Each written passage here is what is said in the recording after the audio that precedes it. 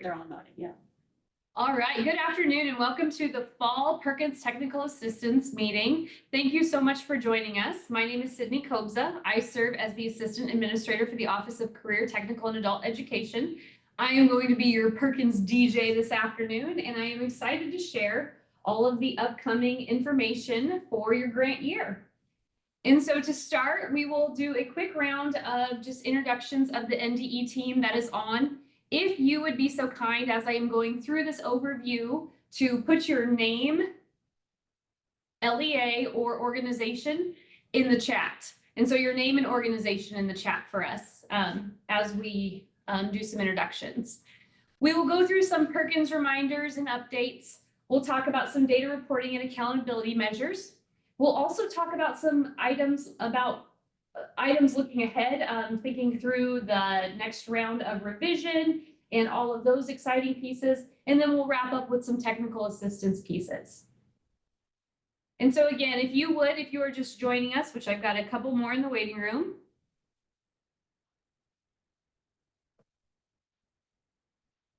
Welcome, welcome. If you are just now joining us, please go ahead and put your name and organization in the chat.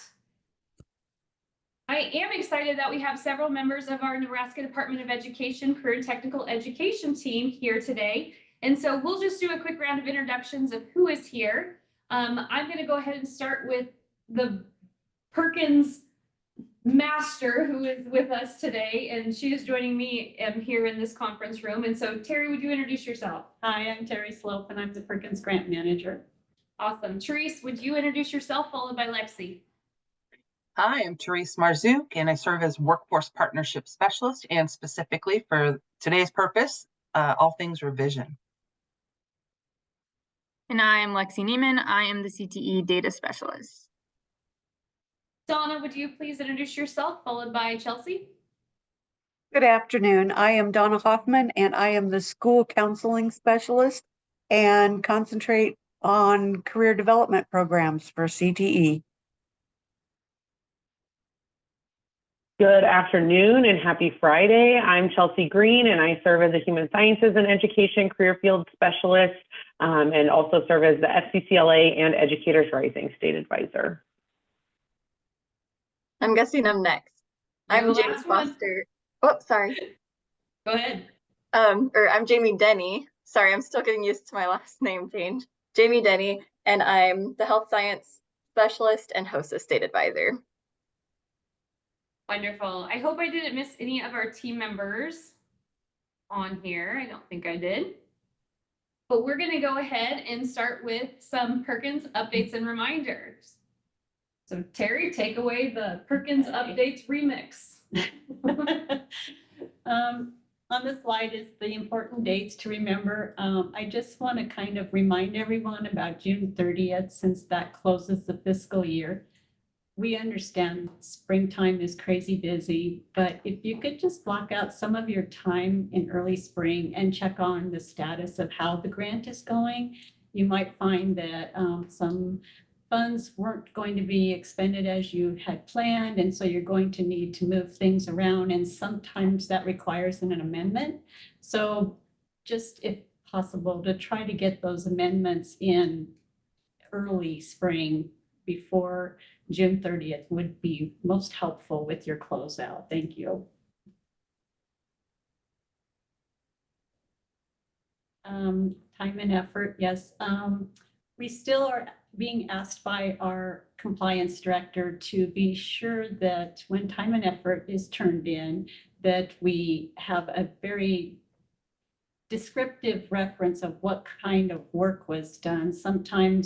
Oftentimes it just says curriculum work, and that is not enough detail to charge it to the Perkins grant. So we're just asking everyone to be sure to reference curriculum work for CTE, standards alignment or whatever kind of work happened to be done with that person's time, so that we can tie it back to the grant. And then, yeah, pre-approvals. Okay, so the budgets, again, this kind of goes back to what I was asking everyone to check, at least in early spring, to make sure that if you are sending staff to conferences and you budgeted for that, and now you want to pay for their expenses, check your budget so that you have funds available in that travel expenditure category. Because if there is just a zero budget there, you will have to complete an amendment in order to reimburse those, and that just takes extra time. So if that can be checked on in the spring, we can get that through a lot faster and easier, and it'll make your closeout a lot faster and easier.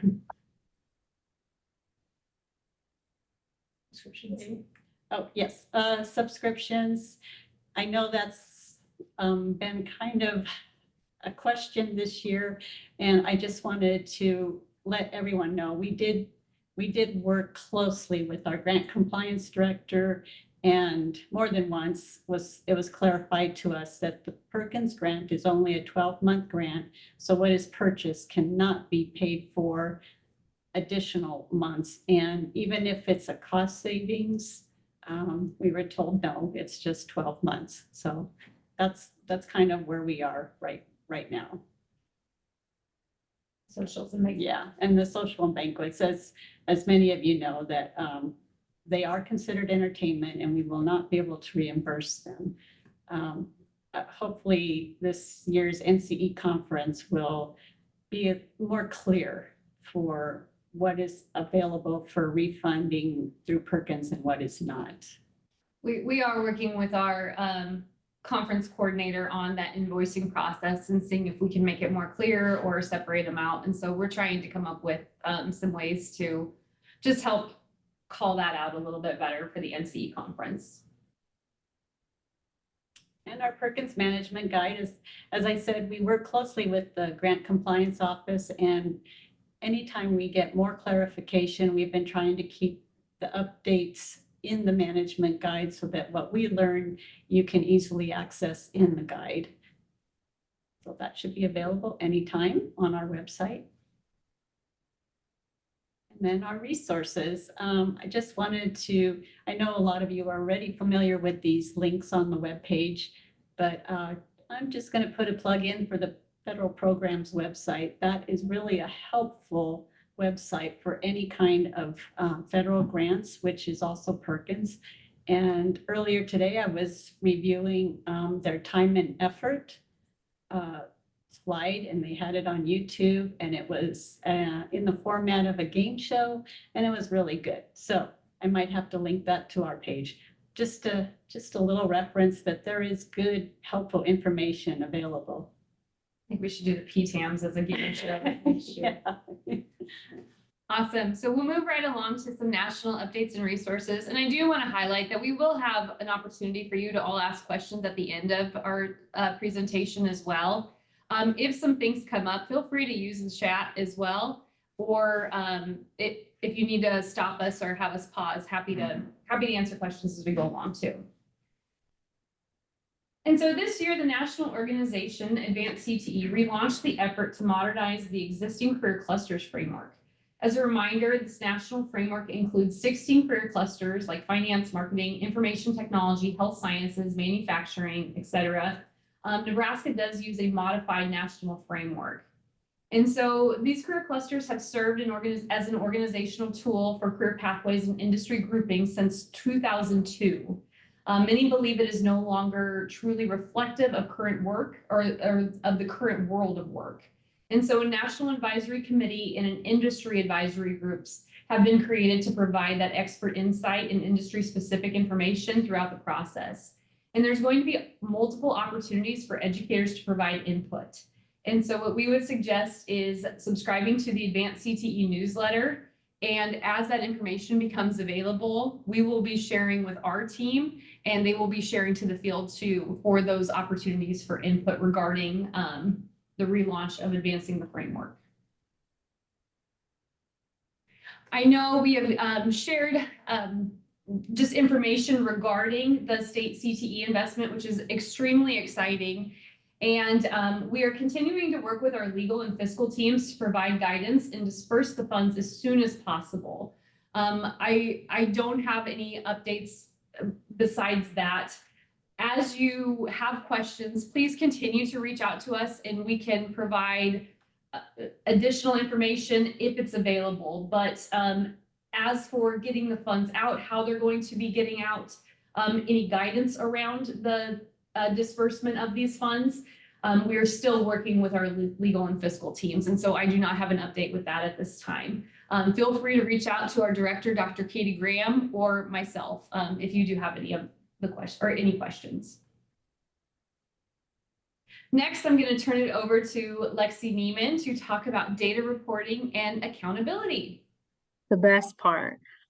So I just wanted to highlight and visualize where we're at with the state determined levels of performance. So as we're approaching the final year of our set targets, I wanted to highlight the green percentages that a lot of you have been waiting to get official news on. So we did receive approval from the U.S. Department of Education to amend the academic proficiency targets for all three of them. So you'll notice that they're now reflected in those green percentages, and that will be updated on the website shortly, as well as that orange link is a link to the website where the Perkins 5 report cards will be. So you will be able to find the new updated 22-23 data in probably about the next couple weeks, by November at the latest. And to go with those report cards, the blue link outlines how those report cards are calculated, explaining sort of the percentages, what they mean, and different definitions about all the things that are around Perkins 5 data. I also want to highlight that in the upcoming months, you will also be able to have the opportunity to put in input or make public comment about the next 4 years of state determined levels of performance in the next plan that's approaching here shortly. And then to the next slide, as I make all the other updates to the website, I will also be updating the performance improvement plan chart. So you all know sort of where you're at as far as meeting the state determined levels of performance for each indicator. And as you're getting ready to write that, I know here in almost like 6-7 months, I want to just highlight the 3 different opportunities to sort of write the plan, should you have to write one, is just reviewing quality and accuracy of the data. And I know a lot of you did do that work in your last plans, and I just want to commend you and thank you for that work. And then also being able to highlight different professional development opportunities for staff and faculty and strategies for increased instructional improvement. So those are just highlights to think about as you're approaching writing that plan potentially in May. And then the last slide is my contact information should you need any reports pulled. I plan to have ESU consortium reports pulled once the data are cleaned and finalized to send out to all of you so that you have that readily available. And then also highlighting for post-secondary, we're about 10 days to the close of the data audit window currently. So November 1st, the post-secondary Perkins data will be finalized. And if you have any data questions, feel free to express them at the end. Thank you, Lexi. Now, some exciting pieces regarding our revision process looking ahead. So the slide that you are seeing here represents the relationship between the local Perkins application and budget and the revision and / refresh needs assessment cycle. And so we are preparing to kick off another round of revision late this fall, early spring, as applications for the 2024-2025 are due in May, and the needs assessment must be completed prior to submitting. And so you may have noticed that we are in year 4 of your 4-year local application, which will need to be updated, revised, or rewritten for the next 4 years. Each LEA and consortium will, based on their revision results, determine the extent to which their next 4-year plan will need to be updated or revised. This may include just signaling a new program areas or to add or continue other ways to support all students. It also may be that an LEA or consortium has no substantive changes, and all updates will need to be justified based on the revision and stakeholder engagement. We anticipate this process to be very similar to how we've currently worked through applications and amendments in the past. And so to go a little bit further with that revision process, We are updating our guidance. As you may remember, back in 2020, we had our workbook and our guidebook. And so what we are doing right now is trying to streamline and simplify that process, the revision process or the local needs assessment process for this coming year. And so that is going to be available in December of 2023. Also in 2020, we had originally planned to do some regional meetings across the state in order to meet the requirements of element 2 of that process. We were unable to hold those for a variety of reasons, but this year we are planning to hold those in-person events in January of 2024. We are tentatively planning to have a meeting at each of the 6 community colleges in order to cover element 2. And more information regarding those regional meetings will be out here soon. And so we are working to get that information, and we will be sharing that out with our Perkins contacts with you all as that information becomes available. Therese, before I kick it over to the revision action grant timeline, anything that I'm forgetting on the revision process? Nope, that sounds like everything. Awesome. All right, well, I'll kick it over to you. All right. Okay, everyone. So the moment everybody's waiting for, right, is the time frame for the action grant. We've moved it up. It was very successful last year with the earlier dates, and so we are doing that again this year. The November 20, the application and guidance documents will become available on the website, and the submission site will also open. The applications will be due March 22nd, which is about the same time it was due last year. Again, that gives you plenty of time to work on those because it is a team effort, and it takes time to put your teams together. So the other dates that are on here, they should be accurate. Dates are subject to change though, based on the dates for the State Board of Education approval. So it's slated for June 7 for those grant awards to be announced, and with those grant award period beginning then July 1st. So those should be, like I said, those should be good. If there's any tweaks, it'll just be, again, because of State Board meeting date changes. So, and then just a reminder that the final reimbursement requests and those closeouts for revision action grant are always due on the date that we specify. So in this case, August 21st of 2025, despite any interesting little automated messages that may come through on the GMS providing some date in November. That is never correct. It's always the August date. So I think, yeah, you can move on to the next one. Okay. Just another, I want to share that the priority and preference, again, will be focused on recruitment of special populations to enroll in CTE programs. We have added some actual additional, even to the ones that are on here, I added another couple resources to the website today. So all these are updated, and the ones that I've added just at the last minute are the strategies for, I forgot the actual title of it, sorry, the strategies for special population success. I added a link for that, and then also added a link for the non-traditional clusters, just to really provide some additional guidance on that, because we want to make sure that when you're doing all that hard work to create these proposals, that you're really honing in on what those strategies look like, and that because we have in the past seen things like a strategy for a special population might include making the program available to female students, for instance, and that is not an actual strategy. So I want to make sure that everybody sees those and looks at them, dives in with your teams, and thinks through those before they do their proposals. Okay, let's see what else we have. And then, want to change slides? Okay, and then it's the same grant eligibility that it has been in the past. So that information again is on the website. It will also be reiterated in the guidelines. And just a special note that, again, even if you have been awarded in the past, we encourage you to reapply this year. And yeah, oh, also if you haven't, let's say that you're looking at your program and you're like, ah, we don't really need 100,000, we want to go smaller than that. That's okay. Awards of under 100,000 are also considered.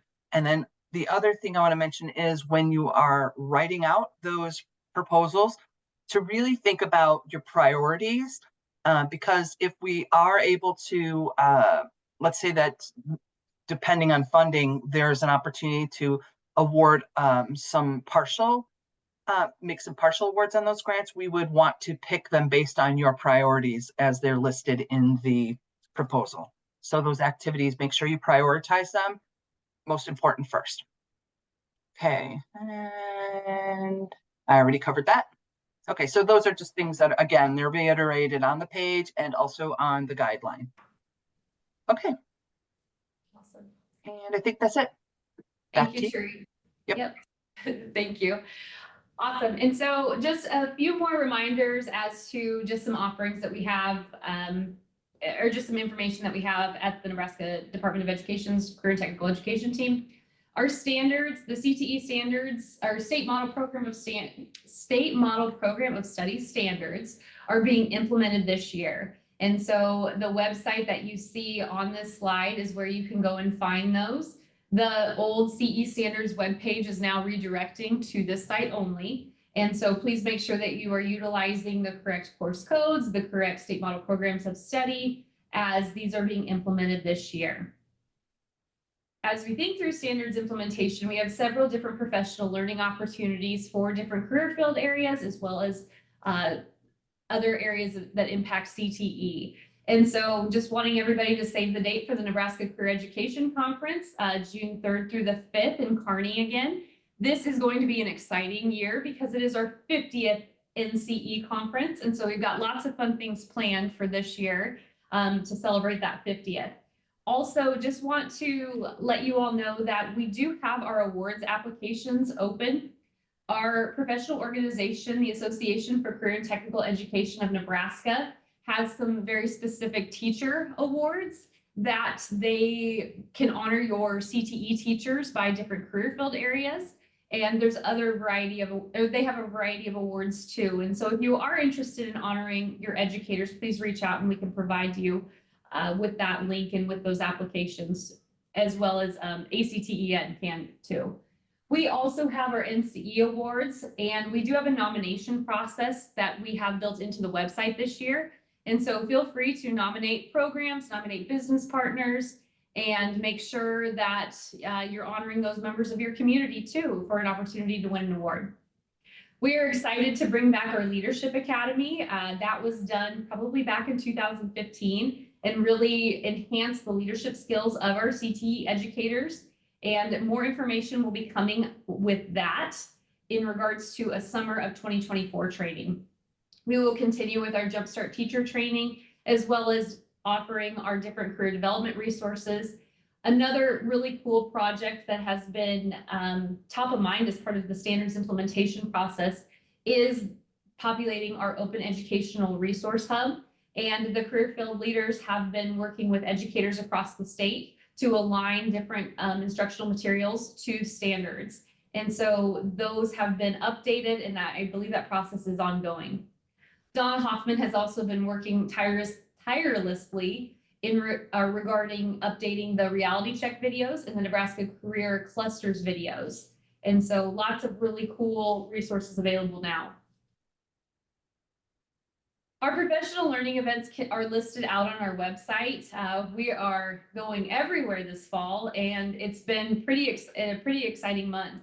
I know a few of us are heading to Scottsbluff this next weekend, and just really eager to get out and talk about standards implementation and all things CTE. So excited to see everyone across the state.